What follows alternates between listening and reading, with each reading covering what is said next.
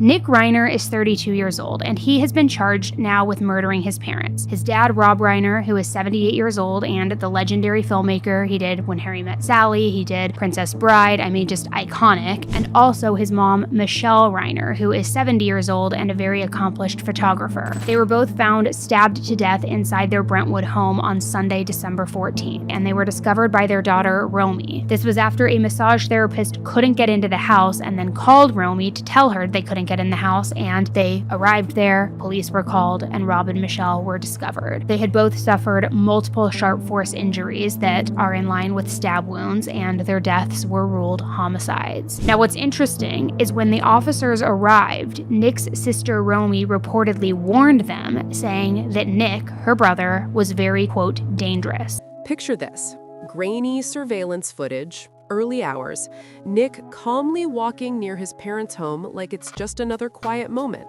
No rushing, no drama, no sign that anything is wrong.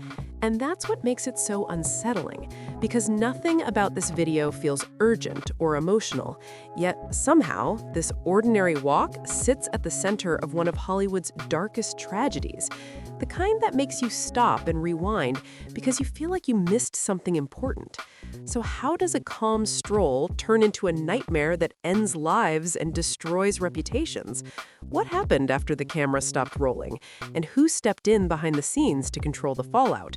Because coming up, we're breaking down the video evidence everyone keeps tiptoeing around, the family money now quietly bankrolling the defense, and the party insiders say may have triggered everything.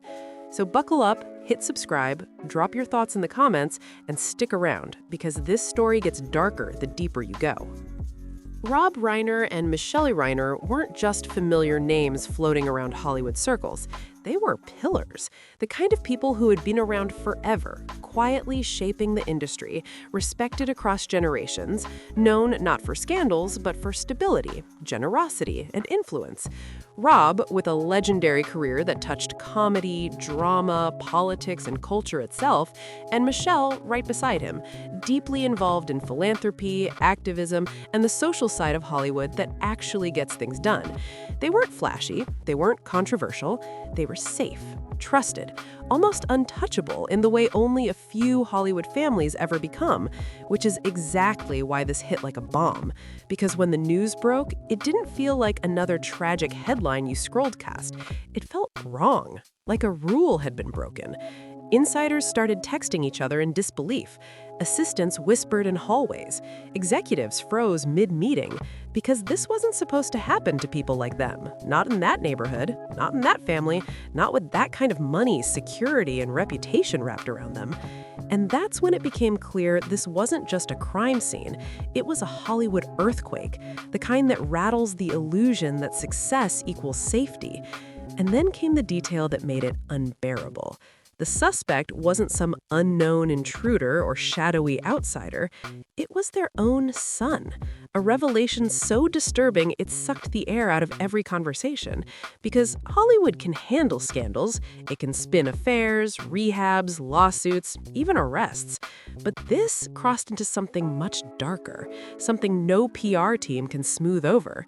The idea that a family so established, so admired, could implode from within, forcing everyone to confront an uncomfortable truth they'd rather ignore, that dysfunction doesn't care about fame, that privilege doesn't cancel violence, and that the most shocking betrayals don't come from enemies, they come from inside the house. Suddenly, this wasn't about red carpets or legacies anymore. It was about a family destroyed, a community shaken, and an industry staring at itself in the mirror, realizing that even its most respected figures aren't protected from the worst possible outcomes. And that's why the story spread like wildfire. Not because of gossip, not because of spectacle, but because it shattered the comforting lie that Hollywood's elite lived by different rules. The surveillance footage is the part of the story that refuses to leave people's minds because it looks so normal it almost feels wrong to watch. The New York Post video opens on a quiet sidewalk. No police tape, no flashing lights, no tension in the air. Just an ordinary street and Nick walking straight through the frame with a bag slung over his shoulder. His pace calm, measured, unbothered. Not speeding up, not slowing down, not looking around like someone under pressure. And that calm is exactly what makes it so unsettling, because when you know what happens later, your brain starts searching for clues that just aren't there. Investigators expected something: anger, agitation, distraction, even hesitation. But instead, what they saw was someone who looked completely in control. And that immediately set off alarm bells, because crimes like this are usually preceded by chaos, raised emotions, frantic behavior, some kind of visible unraveling. Yet this footage offers none of that. And timing is what turns this from strange to chilling, because this wasn't filmed days earlier when things could have changed. This was just hours before the murders, close enough that every frame feels heavy with meaning, close enough that people started obsessively replaying it, pausing it, zooming in, trying to read his body language like it might confess something the words haven't. Online commenters pointed out how steady his walk was, how relaxed his shoulders looked, how nothing about him suggested distress or panic. And that's what disturbed the public the most, because we're conditioned to believe violence comes with warning signs, that there's a moment where something snaps.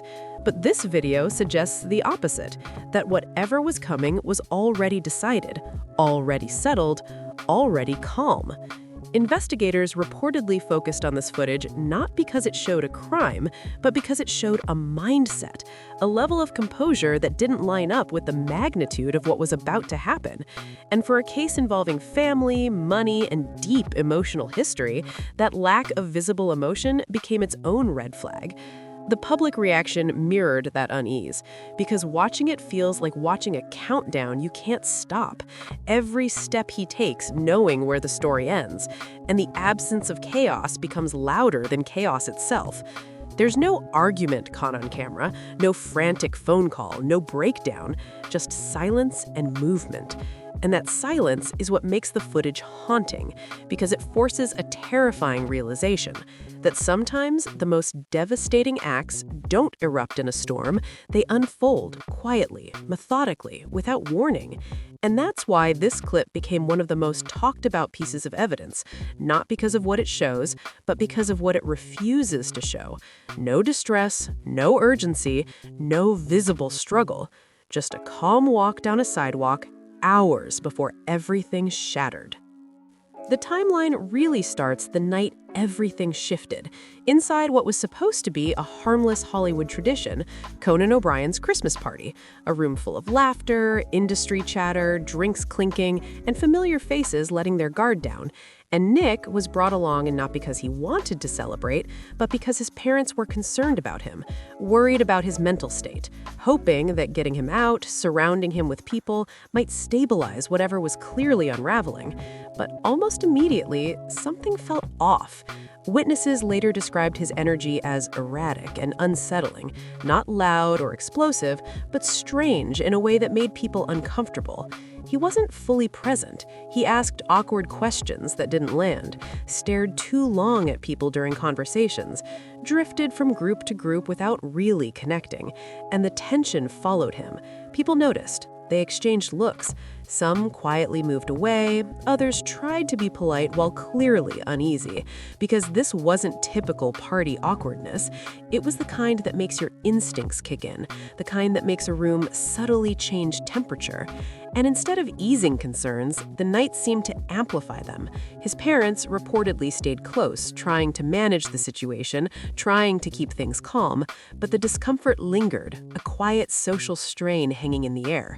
And that's why this moment is so important in the timeline, because hours before the violence, there were signs, not of chaos, but of disconnection, of someone spiraling inward while surrounded by people, a party meant to distract and soothe, instead becoming the last public setting where others sensed something wasn't right, where the unease was visible, felt, and remembered, making this night less of a footnote and more of the moment where concern turned into something far darker. The party argument that night started small, almost like something you'd expect at any large gathering. But it escalated fast, turning from quiet tension into a full-blown confrontation that left everyone in the room frozen and uneasy. Nick and his parents, Rob and Michelle, clashed with words that cut sharper than anyone anticipated, voices rising, each exchange more loaded than the last, simmering anger and frustration spilling over in a way that made even longtime friends and colleagues uncomfortable. Drinks were knocked over in the scuffle, a minor accident at first, but in the context of the escalating conflict, it became another sign that things were unraveling, that the night was spinning out of control. Guests tried to intervene, stepping between them, trying to calm the situation, but nothing worked. The argument had taken on a life of its own, a raw, volatile energy that made witnesses exchange nervous glances, unsure whether to stay, step back, or try to help. It wasn't just typical family disagreement. This was humiliation and emotional intensity on full display, something deeply personal being fought out in public, leaving everyone present unsettled and uneasy. And by the end of it, the family made the decision to leave early, slipping out before the evening could spiral any further, trying to contain the storm, but leaving behind a charged atmosphere that didn't just simply vanish once they were gone. Once home, the timeline of that night becomes even darker, unfolding between midnight and the early morning hours in a window that investigators have called critical. There was no forced entry. The house was familiar to Nick. He had keys, he could move freely, and his parents, believed to be asleep, were vulnerable in the one place where they should have felt safest. The alleged attack took place in the master bedroom, a space that is intensely personal, intimate, and private, which makes the crime all the more shocking. This wasn't the work of an intruder or a stranger. It was someone who knew the house, knew the routines, someone whose presence should have meant safety, trust, and protection. Yet instead, it became the scene of a horrific betrayal. Investigators have pieced together that the act happened at close range, highlighting the intimacy of the violence, the complete violation of trust, and the chilling familiarity that made it all the more disturbing. Every moment during this early morning window becomes significant. The way the house might have been silent, the parents asleep, the quiet that normally suggests safety suddenly transforming into a backdrop for horror. Each second a reminder of how quickly normalcy can unravel. What makes this part of the timeline especially haunting is the contrast between the evening's social tension and the violence that followed. At the party, Nick's behavior had already been erratic and unsettling. Awkward questions, long stares, strange energy that made people pull back. But at home, that discomfort escalated into something catastrophic. The signs that were visible in public, subtle yet alarming, foreshadowed the intimate violence that would occur behind closed doors. The combination of familiarity, trust, and proximity transforms the act from tragedy into something darker, a betrayal that's not just physical but psychological, leaving scars that go beyond what can be documented in reports or videos. In Hollywood, a world accustomed to drama and scandal, this is the kind of story that transcends gossip because it cuts into the very idea of family, safety, and the illusion of protection that fame and wealth are supposed to provide. Looking back, the timeline between leaving the party and the early morning hours becomes a chilling sequence of cause and effect. The argument, the social tension, the uneasy behavior at the party, all of it feeds into what came next.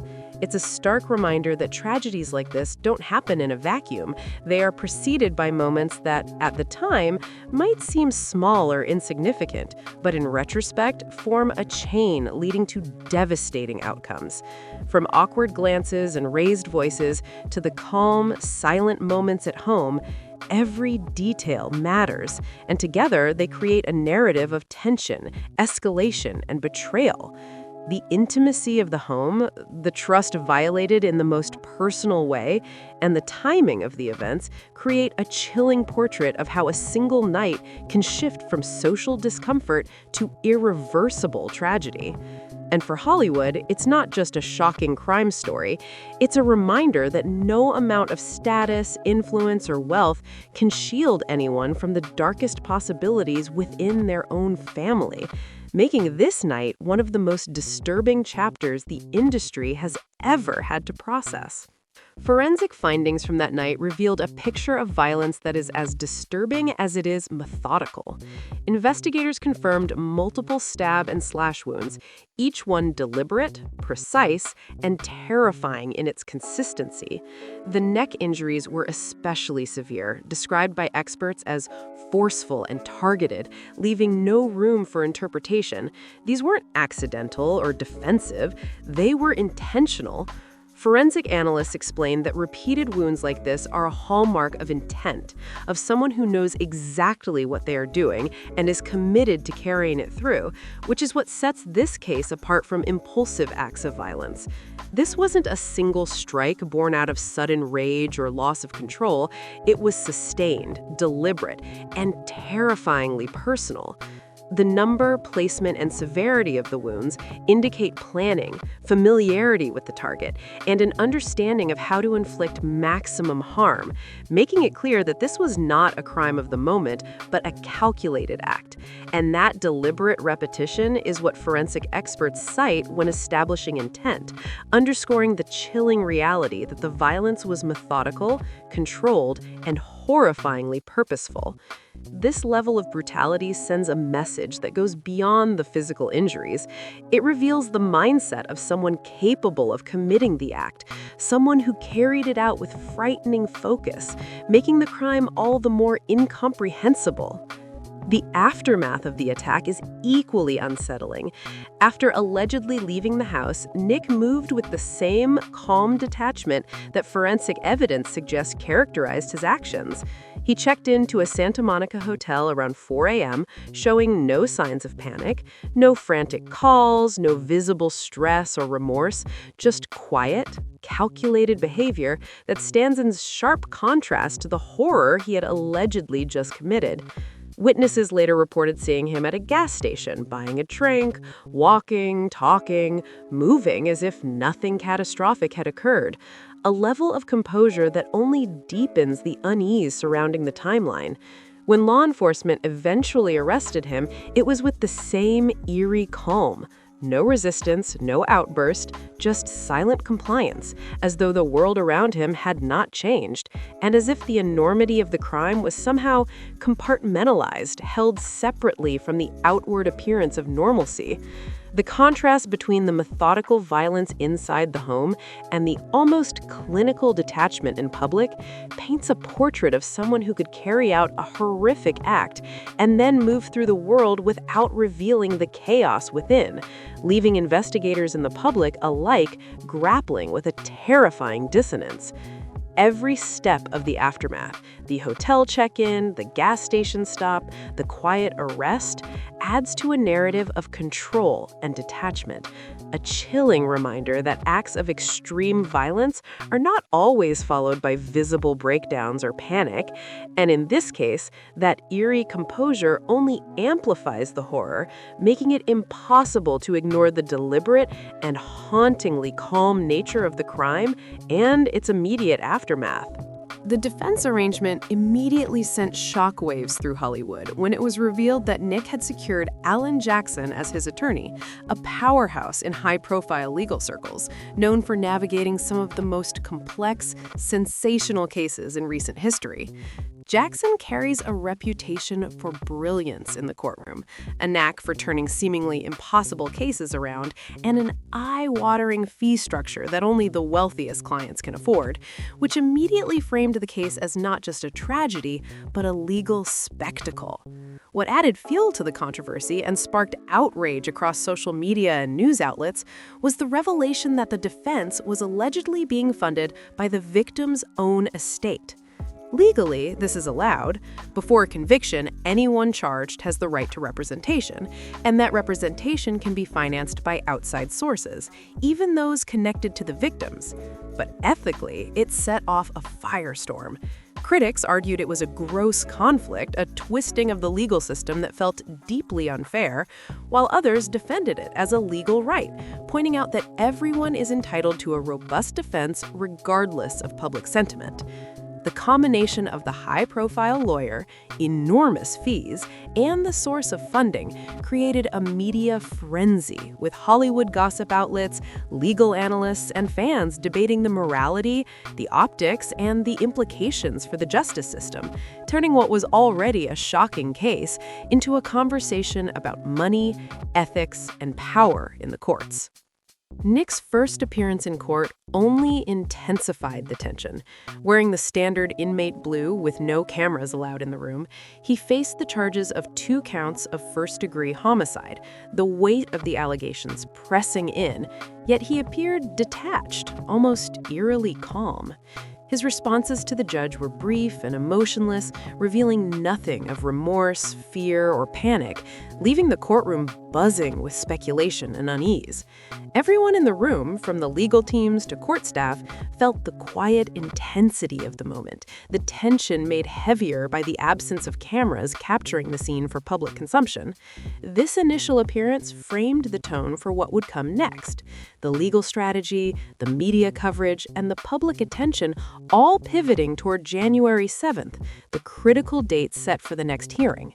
That day has now become a focal point, a milestone where new developments, arguments, and possibly revelations about evidence, intent, or defense strategy are expected, keeping the public, Hollywood insiders, and legal commentators on edge. The combination of the high-powered attorney, the controversial funding, and a calm, emotionless defendant set the stage for a courtroom drama that's as riveting as any Hollywood script, and the anticipation for what happens next is only building, as everyone waits to see how the case will unfold in a legal system already under intense scrutiny.